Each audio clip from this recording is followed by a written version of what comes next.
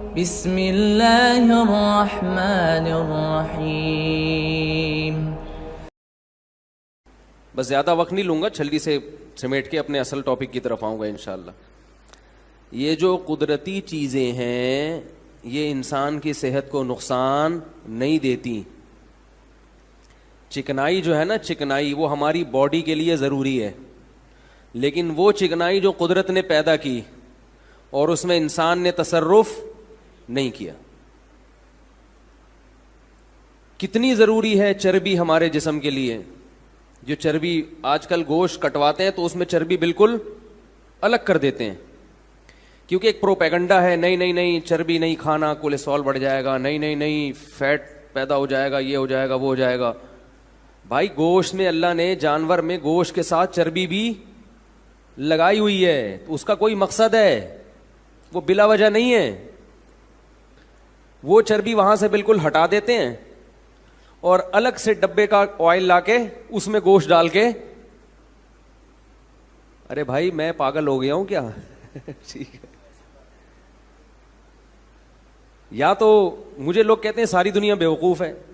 بھائی ساری دنیا کون سا ریسرچ کر کے چیزیں کھا رہی ہے؟ بس کھا ہی رہی ہے نا. کمپنیوں نے جو دے دیا کھا لیا, مدہ ذلہ لا لیا, جو ملا کھا لیا.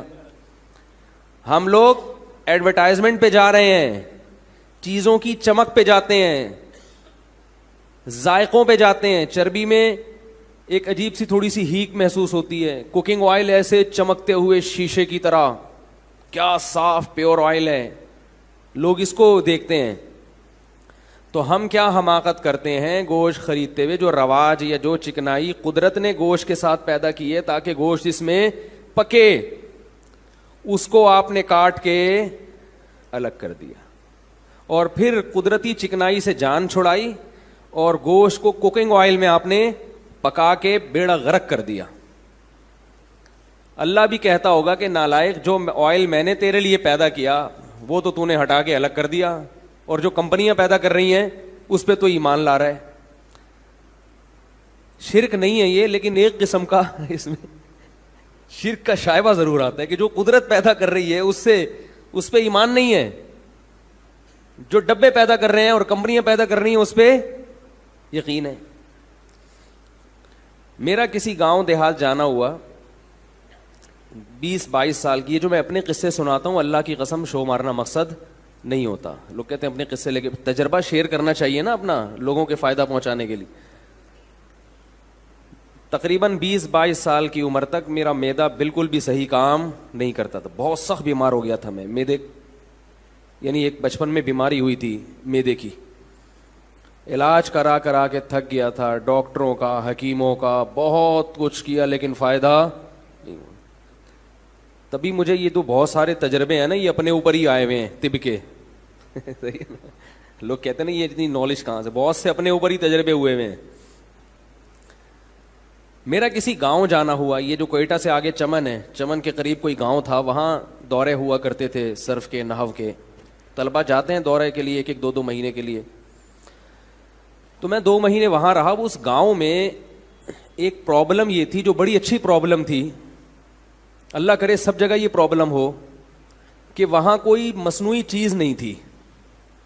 یعنی دکانیں نہیں تھیں, دور دور بازار تھے. تو لوگ جو آرٹیفیشل چیزیں ہیں انسانی ہاتھ کی بنی ہوئی, ان چیزوں کا استعمال جانتے ہی نہیں تھے. حتیٰ کہ فارمی مرغی بھی نہیں دیکھی. یعنی وہ اب تو شاید ہو گیا ہوگا, سب جگہ ہی ہو گیا. اس وقت فارمی مرغی بھی نہیں کٹتی تھی وہاں پہ. میں فارمی مرغی کے خلاف نہیں ہوں, ایک مثال دے رہا ہوں. یعنی یہ بتانے کے لیے کہ وہ بالکل نیچرل لائف پہ تھے وہ لوگ. ہم جب وہاں گئے تو وہ اکرام بھی کرتے تھے طلبہ کا. اکرام ایسا کہ وہاں روزانہ دمبے کٹتے تھے. کیا کٹتا تھا؟ دمبا. اور دمبے میں اللہ نے چربی ایکسٹرا پیدا کی ہے. چکی والا دمبا نا, اس کو تو ہے ہی چربی. وہ تو اللہ نے الگ سے دمبے کا گوشت پکانے کے لیے پورا گھی کا ڈبہ اللہ نے اس کے پیچھے لگا دیا. وہ اس لیے نہیں لگایا کہ کاٹ کے پھینک دیں اس کو. وہ ساری زندگی وہ دمبا اپنا بوجھ اٹھا کے گھومتا ہے تاکہ میں جب کٹوں تو یہ انسان کے پیٹ کی زینت بنے. اور ہم اسے اٹھا کے کیا کرتے ہیں, نہیں اس کو نہیں کھانا. تو وہ دمبے کی جو چربی تھی اسی چربی میں وہ گوشت پکاتے تھے. مجھے بڑا افسوس ہوا پہلے دن, میں نے کہا یار ہمیں تو وہ تیل ہضم نہیں ہوتا اور یہ ہمیں دمبے کی چربیوں میں گوشت پکا کے جو شوربہ ہوتا تھا نا سالن, وہ چربی ہی پگھلی ہوئی ہوتی تھی. اللہ کی قدرت, ہم نے جب کھانا شروع کیا تو ہمارا پیٹ ایک دم سیٹ ہو گیا. وہ پیٹ کی جو بیماریاں 15 سال سے چلی آ رہی تھیں, یعنی 7-8 سال کی عمر میں مجھے پیٹ کی بیماری لاحق ہوئی تھی اور تقریباً 13-14 سال وہ رہی. وہ جو 12-13 سال بیماری رہی پیٹ کی, وہ 2 دنوں میں بولو بھائی ختم, ہضم ہونا شروع ہو گیا. پھر اس کے ساتھ وہ لوگ سردیاں بھی تھیں, ٹائٹ خاندانی قسم کی سردی پڑتی ہے وہاں پہ, تو وہ بادام پستے بھی رکھا کرتے تھے. بادام ہم کراچی میں کیسے کھاتے ہیں, 11 بادام صبح نہار منہ, 12واں کھایا تو حکیم کہتا ہے پھر میری کوئی ذمہ داری, ایسا ہی ہوتا ہے نا. ہم پوری پلیٹ کھا جایا کرتے تھے بادام کی, جیسے چلغوزے کھا رہے ہوں, ایسے کھائے. 2 مہینے ہم نے کھایا ہے دمبا اور اس کی چربی ایسے اٹھا کے, یہ جو ٹکڑے ایسے کھا جاتے تھے جو ثابت رہ جاتی تھی. جب میں 2 مہینے کے بعد واپس کراچی آیا ہوں تو ٹماٹر میں اور مجھ میں کوئی فرق نہیں. لوگ یہ کہہ رہے تھے کہ یہ وہ نہیں ہے. کسی نے تبصرہ کیا سردی کی وجہ سے ورم آ گیا ہے, کیونکہ یقین نہیں آ رہا تھا کہ 2 مہینے میں کوئی اتنا لال سرخ ٹماٹر بھی ہو سکتا ہے. اور جس دن میں یہاں آیا ہوں رمضان تھا, میں آیا ہوں, میں نے اپنے گھر میں جو افطاری کی ہے وہ پہلا کھانا تھا 2 مہینے بعد. افطاری کے بعد میرا پیٹ, بولو بھائی, خراب. میں نے کہا یہ کیا ہو گیا, یہ تھا تیل. کیا تھا بھائی؟ ٹھیک ہے آپ کا نہیں ہوتا ہوگا, میں یہ نہیں کہہ رہا ہر ایک پر, لیکن اس سے یہ تو پتا چل رہا ہے کہ یہ انسانی صحت کے لیے نقصان دہ. کسی پر زیادہ اثر ہو رہا ہے, کسی کا پیٹ خراب ہو رہا ہے تو کسی کی دوسری چیزیں خراب ہو رہی ہیں.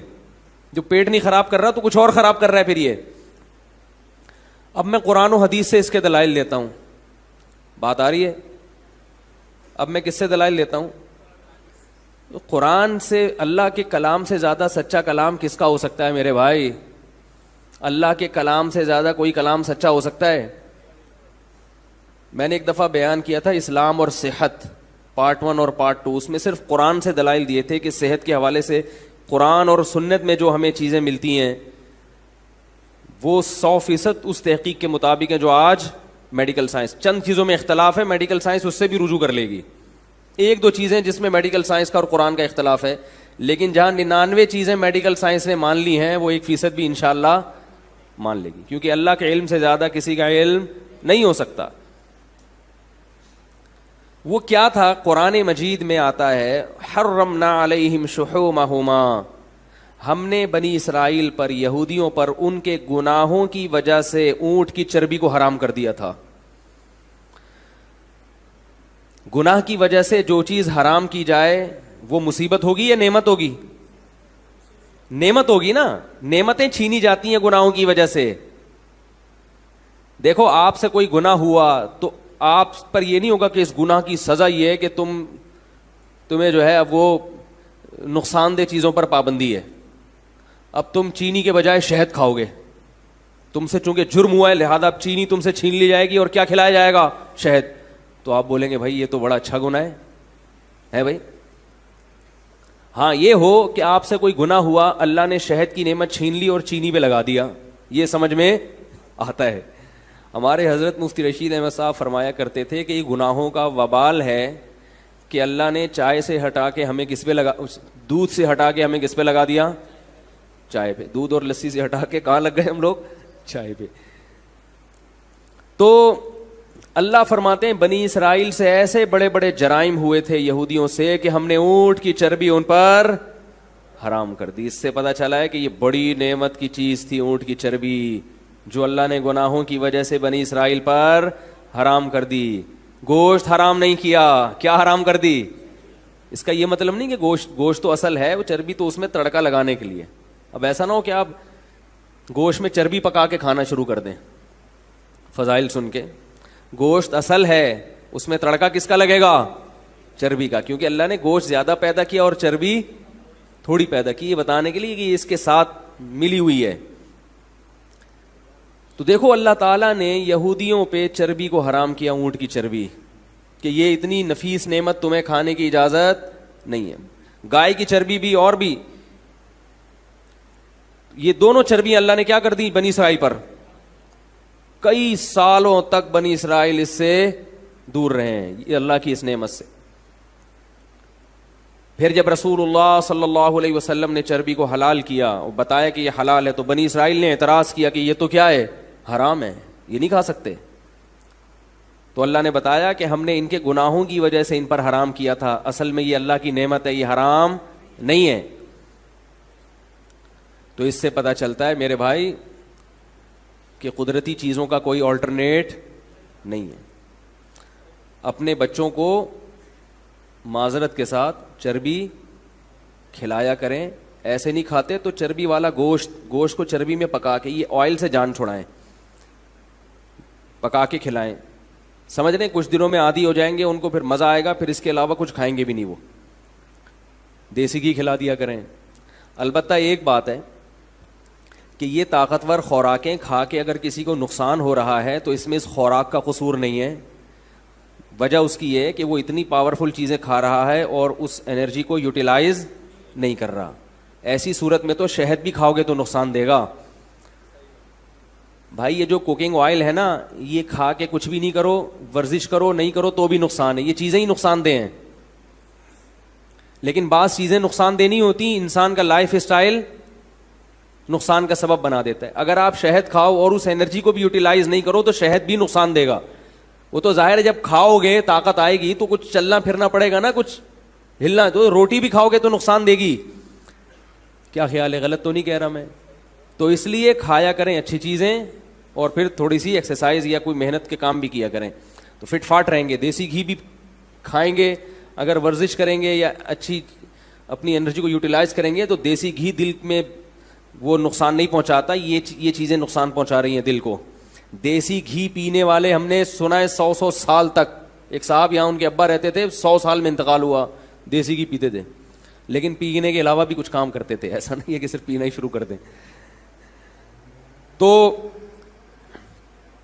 سمجھ گئے بات کو؟